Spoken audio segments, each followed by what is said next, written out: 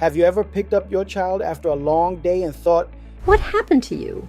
they're quieter than usual, or suddenly explosive over something small, or melting down the moment they walk through the door? And you're left wondering, was today just too much for them? And more importantly, how do I help them recover from it? Because for many kids, especially neurodivergent kids, the hardest part of the day doesn't happen at school. It happens after, when the nervous system finally feels safe enough to let go. Hard days happen. But for children, a hard day doesn't automatically reset when the day ends. This isn't about making the day perfect. It's about helping your child's nervous system come back to baseline. Ready? Because this is Calm Parent Collective. Less perfect parent, more real one. What a hard day really means for kids. A hard day doesn't always mean something obvious went wrong. Sometimes it's too many transitions, too much social effort, too much noise, pressure, or unpredictability, or having to hold themselves together for hours. Many kids, especially autistic, ADHD, or highly sensitive children, spend the day masking, complying, and suppressing their internal stress just to get through expectations. By the time they're home, their nervous system is exhausted. So when emotions spill out later, it's not misbehavior, it's release. Understanding this shift helps us respond with compassion instead of confusion. Why kids often fall apart after the day is over. When a child is at school or in public, their brain is often in survival mode. That means increased stress hormones, constant self-monitoring, limited access to emotional processing. Once they return to a safe environment, the nervous system finally loosens its grip, and that's when emotions surface. This is why kids often cry, argue, or shut down after the day ends. Not because home is the problem, but because home is where they finally feel safe enough to unravel. Recovery doesn't happen instantly. It happens gradually when the body feels supported. Don't rush them to feel better. One of the most common mistakes after a hard day is rushing a child toward positivity. Phrases like, "It's okay, don't worry about it, tomorrow will be better, just calm down." While well-intended, these can feel dismissive to a child whose body is still holding stress. Emotional recovery isn't about replacing feelings, it's about allowing them to move through safely. Your child doesn't need to feel better right away. They need permission to feel exactly where they are.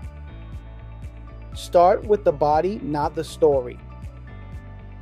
After a hard day, kids often can't explain what they're feeling, even if you ask gently. That's because emotional language comes after regulation, not before. Instead of asking questions right away, start with the body. A snack or warm meal, a shower or bath, quiet movement or stillness, comfortable clothes. These signals tell the nervous system you're safe now. Once the body begins to settle, emotional clarity often follows naturally. Lower demands without lowering connection. Recovery requires fewer expectations, not less care. After a hard day, children may struggle with homework, transitions, chores, social conversation. Temporarily reducing demands helps prevent emotional overload from stacking, but connection stays constant. You might say, "I know today was a lot. We can slow down tonight." This reassures your child that rest doesn't mean disconnection, it means support. Offer presence without pressure. Sometimes the most powerful support is simply being nearby, not asking questions, not solving, not analyzing, just presence. This might look like sitting next to them while they decompress, doing a parallel activity, sharing quiet space. When kids feel emotionally flooded, words can feel like work. Presence communicates safety without requiring performance. You're showing them they don't have to do anything to deserve support. Let comfort be personalized. What helps one child recover may overwhelm another. Some kids want deep pressure, silence, familiar routines. Others may want movement, music, play. There is no universal calming strategy, and that's okay. The goal isn't to apply the right tool, it's to notice what helps your child feel grounded again. And those needs can change from day to day. Resist the urge to process too soon. Parents often want to talk about the day immediately. What happened? Why did that upset you? What could you do differently? But processing too soon can reactivate stress. Emotional reflection works best after regulation has returned, sometimes hours later or even the next day. Waiting doesn't mean avoiding, it means respecting your child's emotional timing. Normalize emotional recovery. Kids often feel ashamed when emotions spill out. You can help by normalizing recovery. Hard days leave feelings behind. Everyone needs time to reset. Your body worked really hard today. This reframes emotional responses as human, not problematic. When kids feel understood, they're more likely to trust their own emotions instead of fighting them.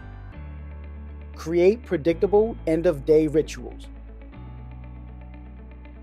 Rituals help the nervous system anticipate rest. Simple recovery rituals might include a consistent after-school snack, a quiet activity window, a favorite show or book, a familiar bedtime routine. Predictability reduces cognitive load and helps the body shift out of survival mode. These rituals don't need to be fancy, they just need to be reliable. Watch for delayed emotional release. Some children don't show distress immediately. They may appear fine until bedtime the next morning. A small frustration triggers a big reaction. This delayed release is common. It doesn't mean the hard day is forgotten. It means the body is still processing it. Responding with patience instead of surprise helps prevent escalation. Help them feel seen, not fixed.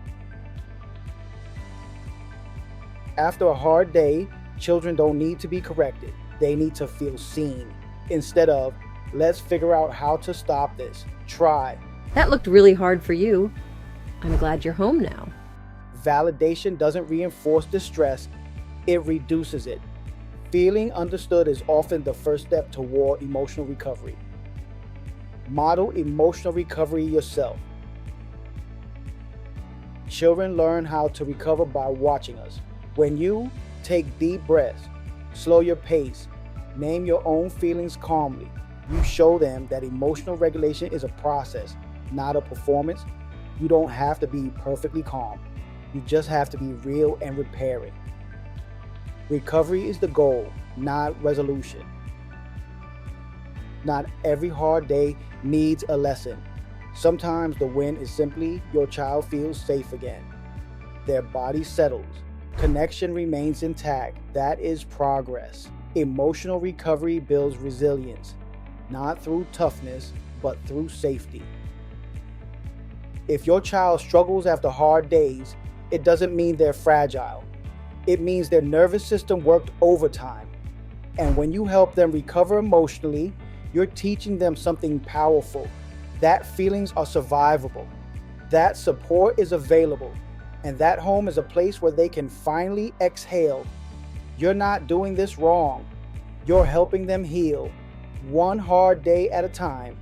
And if today was rough, you still did enough. Catch you on the next one.